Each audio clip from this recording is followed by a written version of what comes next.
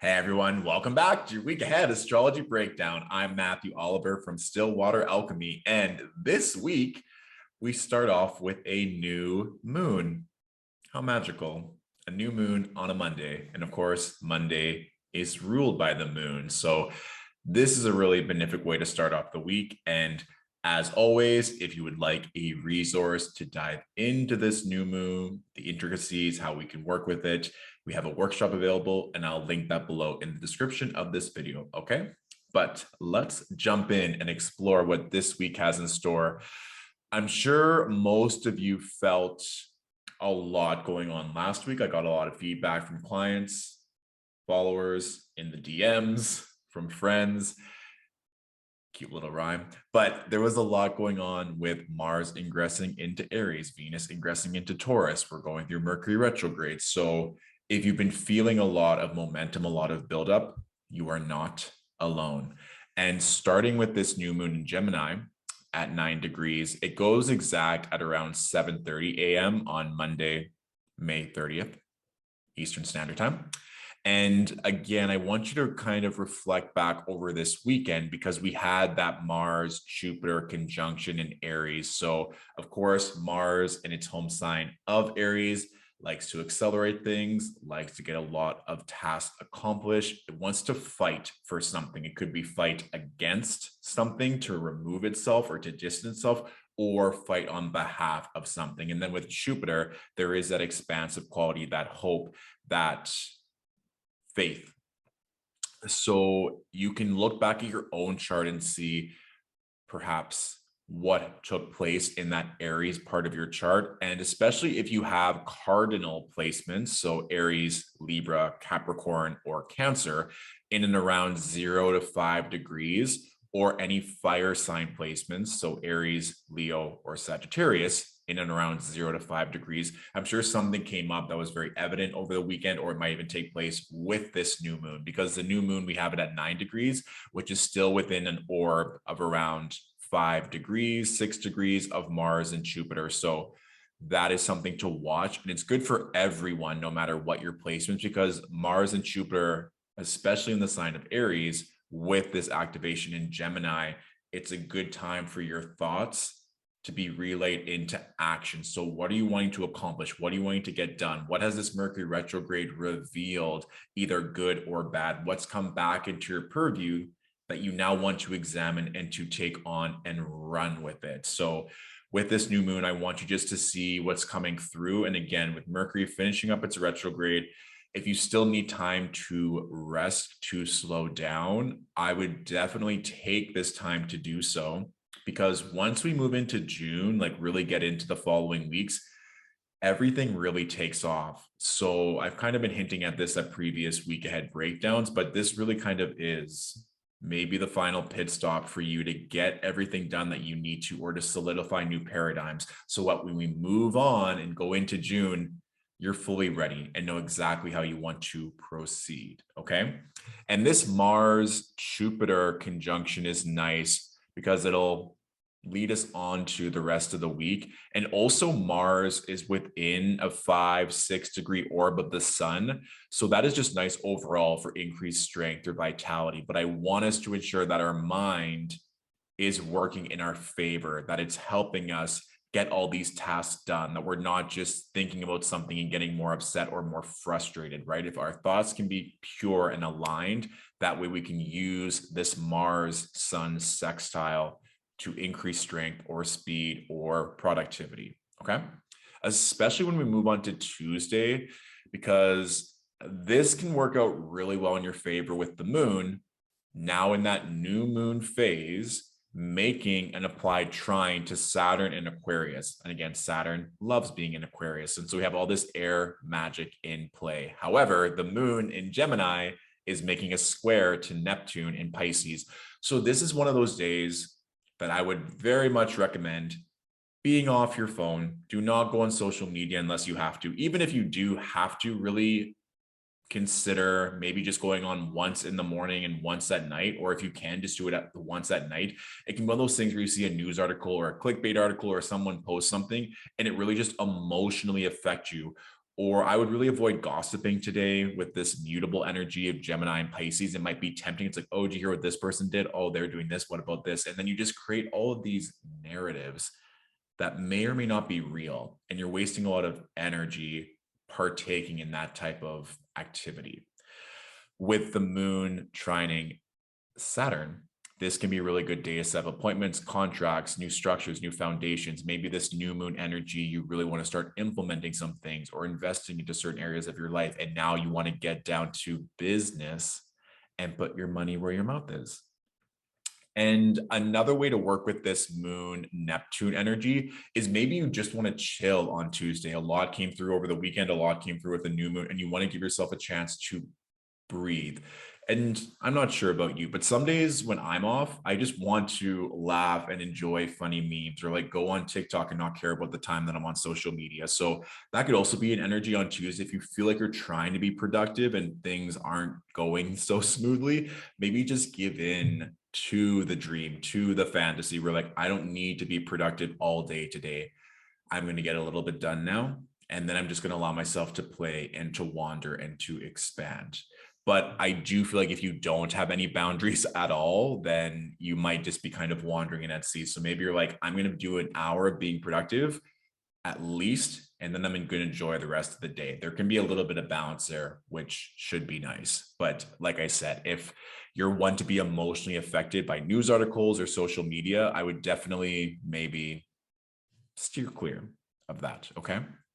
When we get to Wednesday, this is nice because we have the moon in her home sign of Cancer. So this can be a great time of nourishment, connection, fertility as well. If you're one that is trying to conceive a child or to get pregnant, this is definitely a strong day because we have the moon in her home sign of Cancer making a sextile to Venus in her home sign of Taurus. So whenever we have good moon Venus synastry, that's nice. And also the moon is making a square to Jupiter and Mars. So this could also be you feeling a little frisky or wanting intimacy and going for it. So maybe you're not in a relationship or you're not married. If you do find yourself in a romantic situation, you have been warned to protect yourself because it does just have a very abundant energy. And for those not worried about pregnancy at this time, it's a really good creative energy with regards to fertility, what you're wanting to create. So like we just said, we had that new moon energy. Tuesday is a good day for boundaries, setting things up, or maybe even just dreaming a little bit. But Wednesday for sure, now that we're away from that moon Neptune square, this is a really great time to get everything in motion. I will say, spoiler alert, this upcoming weekend is a little bit heavy. It's a little bit intense. So please use Wednesday and Thursday and Friday to your advantage. I don't want you just to like be in la la land or in the clouds, because this is really good for productivity. This is really great day to put things out there and get things done. Okay. So Wednesday, fabulous day. We love to see it. We love just like really nice, calming, productive energy.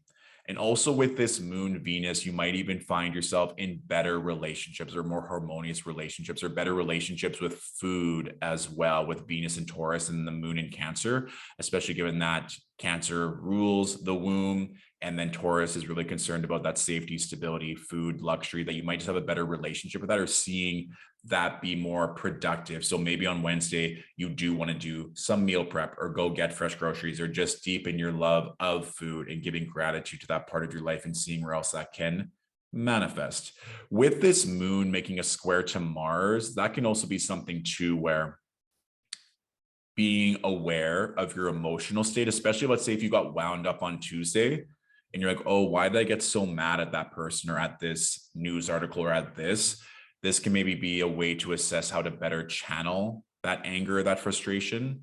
And even just now with Mars in Aries, for everyone, this is just a great day to get active, get moving, put some energy into that fire magic in that realm, whether it be exercise or sex or like hot yoga or even just being around an open flame, whatever that is for you, to work with the element so that if you're feeling maybe overly emotional, we want to move our body, move this energy so it's productive. And like I said, it could manifest in some sexy time, but be as you will. Wednesday is a good day for a lot of different things to manifest, so please use it wisely.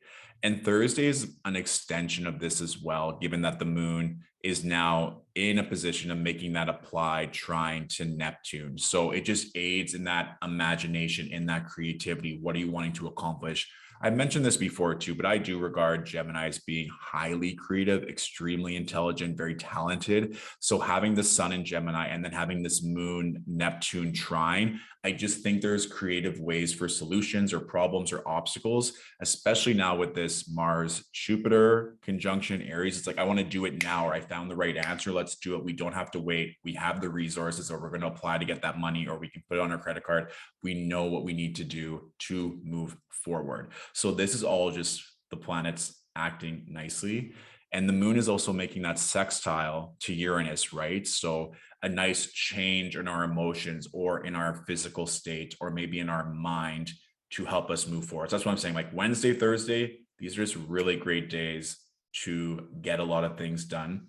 And also too, with regards to the moon Neptune, whenever they're in water signs or just in good connection, enhanced intuition, enhanced dreams.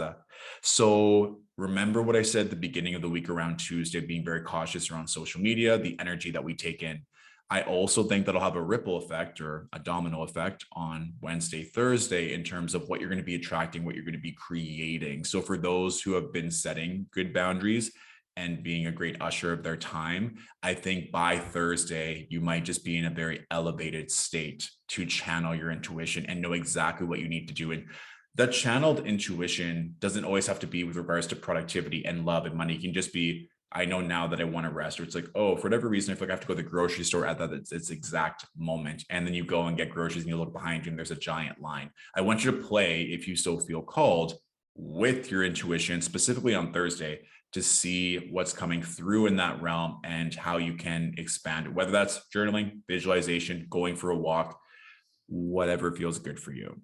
Because on the 3rd, on Friday, this is the day that Mercury is stationing. So Mercury is going to be at 26 degrees and 5 minutes pretty much all day on Friday. So with regards to retrogrades, one thing that I will say is that the day that the planet stations, either stationing retrograde, or in this case, stationing direct, it's like the planet has no energy because it's not moving. It's like it's at a pit stop. So let's say you're at a layover and you have to be there for an hour. Yeah, you might be able to do a little bit, but you can actually leave the airport. You're waiting for your next connecting flight. Or let's say you're at a pit stop and you're resting for the night. No one can really get a hold of you. You're not in motion. You're not moving. You're not accessible. That's what we can kind of say about these planets. So with Friday having Mercury stationing, it's probably not the best day to try and do correspondence or get things done. So if you're on a deadline and it's due on the 3rd, I would get it done Wednesday, Thursday, and even going back to Thursday for a little bit, with that moon making a sextile to Uranus, and even still having that sextile energy with Venus. If you're wanting to have a heart to heart, or if you're wanting to have a conversation with anyone, or maybe someone's coming back into your life, or someone sent correspondence, whether it's a family member, a lover, old colleague, whatever that is, if you feel called to have that conversation, to clear the air or to set better boundaries, Thursday is a phenomenal day for this, just because the moon being in her home sign, making that sextile to Uranus, there might be a shift or a change in your favor, especially there with also Venus, to maybe help that relationship be a little bit smoother. And Mercury, yes, it's retrograde, but those are the perfect times to reevaluate, to reassess what is going on. So also be aware as well that you might be very productive, working, cruising, and then someone reaches out to you on Thursday because maybe they want to clear the air. And that doesn't mean you need to respond necessarily, but just realize that collectively there might be some conversations that are wanting to be had. Because as you see on Friday, now Mercury is almost exactly square with Saturn. And then if we go just to show this on Sunday, Saturn technically stations retrograde on the 4th at around like 9 p.m. I want to say 9 p.m. Eastern Standard Time. So with that being said, we have Mercury stationing direct on the 3rd, and then on the 4th, shortly after, now Saturn is stationing, about to go retrograde. So I do want to give a special shout out to our fixed signs, Taurus, Scorpio, Aquarius, and Leo. Yes, we've been going through a lot. And I think, as I said, the weekend is where everything is kind of really intense, given these stations of both Mercury and Saturn. So also just to note, if you are a Gemini or Virgo rising, or a Capricorn or Aquarius rising, those signs either have Mercury or Saturn as their chart ruler. So there might be things that you're reassessing. You might be a bit more fatigued. Things might be coming up over the weekend. So if that happens, it's perfectly okay.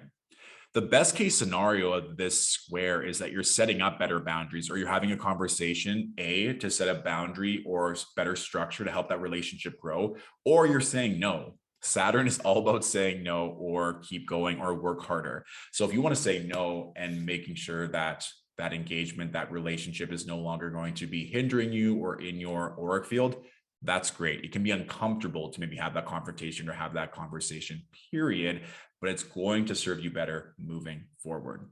And one last thing as well, that heart to heart may even happen on Friday. So like Thursday, Friday, depending on your time zone, given that the moon is finishing off her transit in Cancer, and we can see that she's making that sextile to Mercury. So Friday, things are still moving and shaking. I would take time to chill. If you have the power to just take Friday off and maybe do a half day or not work at all, I would unplug, put the phone on airplane mode, being like, I'm out of the office. I'm not reachable. I'm just going to enjoy and not needing to rely on Mercury so much. And then Saturday, we have the moon ingressing into Leo, which is quite nice because now we have this beautiful connection here with the moon making those trines to Jupiter and Mars, which is great. So we have the moon in the fabulous flamboyant sign of Leo, and then Aries with Mars here. So this is really spicy. This is really fun. Again, please be careful who and what we're giving our time and energy to. Perhaps a lover reached out over this past week and wants to get back together, is making a very tempting offer. And we've set boundaries with that new moon in Gemini, but they're making something very tempting.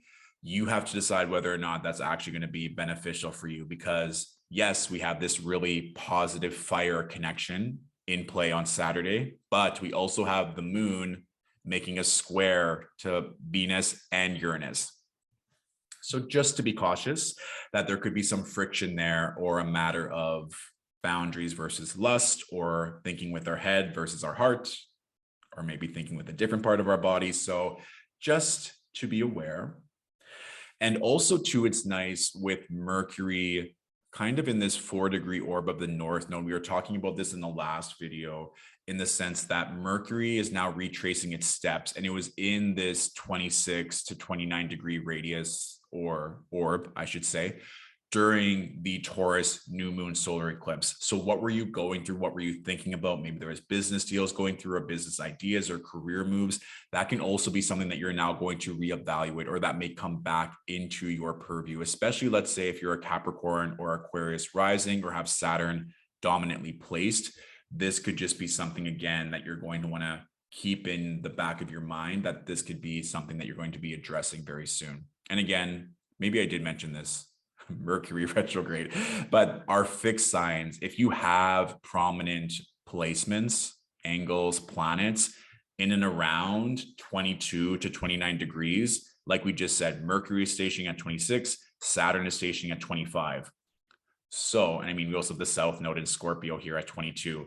This might be a more intense or illuminating weekend in terms of your boundaries working out for you, or things needing to be tightened up. Okay, so just to be aware, Saturday and Sunday, those with fixed sign placements in late degrees, you've been warned, as a way to expand or just take a breather. And Sunday, astrologically speaking, is a little bit intense because we have the moon making that opposition to Saturn. Saturn is now retrograde, and the moon is making a square to Mercury. So it's a lot. I would really lean on, if you know your chart, looking at the Leo and the Aries placements. I feel like that is really going to help. So if you like other things are in flux, or things are maybe on hold, or you need to wait until Monday for communication or correspondence, look to the Aries house and look to the Leo house to see where you can use that fire energy or that movement. Or maybe you just want to focus on your health and be like a weekend warrior and go to a couple workout classes and being like, I'm just going to leave the office and leave these text conversations on my desk and I'm going to go play. I'm going to go have fun. I think that would be a really big way. Like, because I always think of Leo as this kind-hearted ball of light, kind of like this child energy or like a man child sometimes, where it's like so exuberant that you can just see the joy radiating off of them. And so with this, it's like just play. It can kind of be like, oh, but there's so much to do. I have so many things I need to accomplish. Where the Saturn, but maybe you want to just balance it out so it's not all work, work, work, go, go, go. That you're able to utilize the fire, the light, the joy, the inspiration that's coming through. And that could even just maybe watching like a very inspirational movie or TV show or a podcast or a speech where it's like, this is why I'm fighting for this. Or this is why I'm working so hard. Kind of just to refamiliarize yourself with what actually matters in your life. Okay.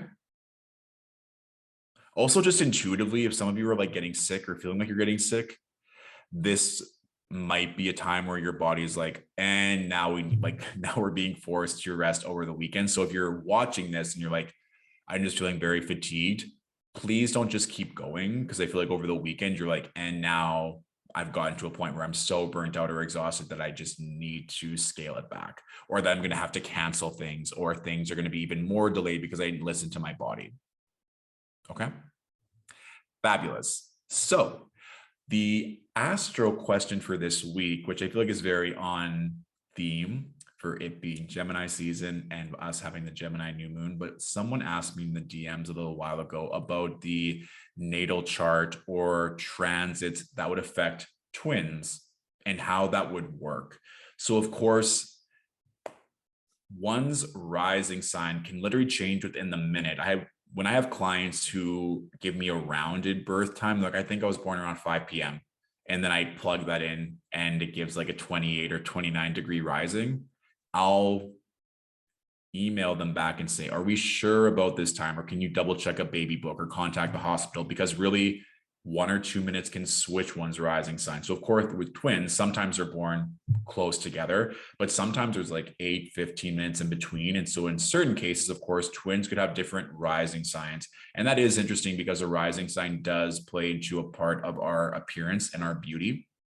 And even with twins that don't look alike, I'd be curious to see with the astrology there.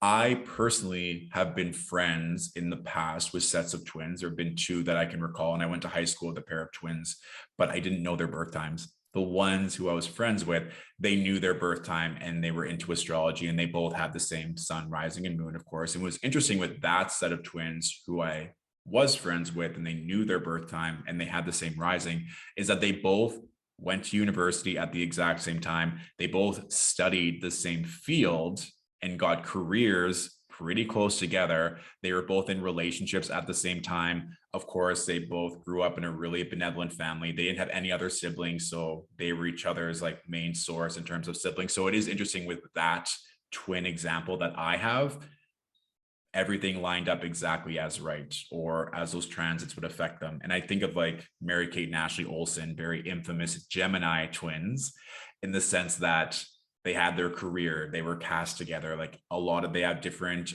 entrepreneurial pursuits together. So everything with them just lined up. So whether we want to look at the astrology or kind of nature versus nurture, these transits, of course, when you have a set of twins, even if their rising signs were different, most likely the moon is going to be the same, and especially Mercury, Mars, Venus, all the outer planets. So they're going to be the exact same, probably down to the minute, if not the same degree. So yes, when those transits are coming through, they're going to be hitting that the exact same time. If we have different ascendants, then the houses would be a little bit off. But still, let's say you have a Venus Uranus transit, that's going to affect them both at the exact same time, just in one different area of their life. And we can kind of think of that. Let's say you have a friend who's also a Taurus or a Gemini or a Sagittarius. You probably get along on certain things, or it's a lot easier for you to get along with certain elements of that person. So if you're a twin, of course, there are going to be things that are exactly alike, whether it's your appearance or upbringing or just ways of thinking. And we can track that back to the astrology. So that may be an obvious answer, and it may not. And it obviously will just depend everyone has free will and autonomy, but when these planets would be transiting in their chart, they would be affecting them both at the same time. How that twin reacts, or that triplet or quadruplet, or how whatever we're talking about, of course, is going to depend on many different factors. And it would be interesting if an astrologer had access to this, but if it was like twins that were separated at birth, and if they can kind of pinpoint the exact timeline that things happen in both of their lives based on their chart, that would be really cool, of course. But at this time, I do not have access to that. But if anyone does, or if anyone is a twin who found their other twin later on in life and you know your exact birth time, if that is a possibility, please let me know. I would love to dive into that chart and hold space accordingly. Okay. Fabulous. So just a little recap. We have the new moon at the start of the week. Tuesday, please be sure with your boundaries so that we're not allowing any energy drains or energy leaks with regards to news articles or social media that are going to affect us emotionally, because Wednesday, Thursday are amazing, productive, creative, fertile days. And then Thursday, Friday, there might be opportunities to reach out, or a heart to heart, or just wrap up loose ends as Mercury finishes its retrograde.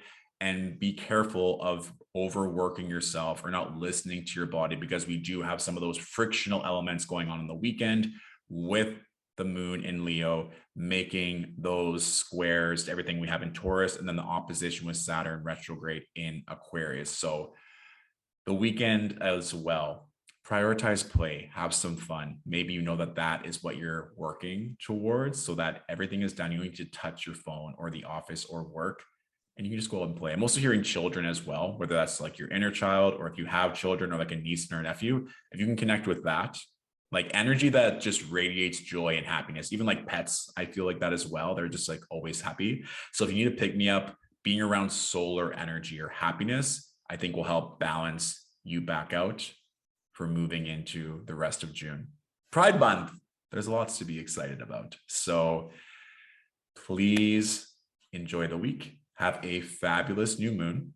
And if you have any other general questions you'd like answered, let me know in the comments, okay?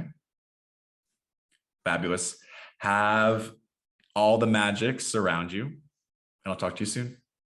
Bye.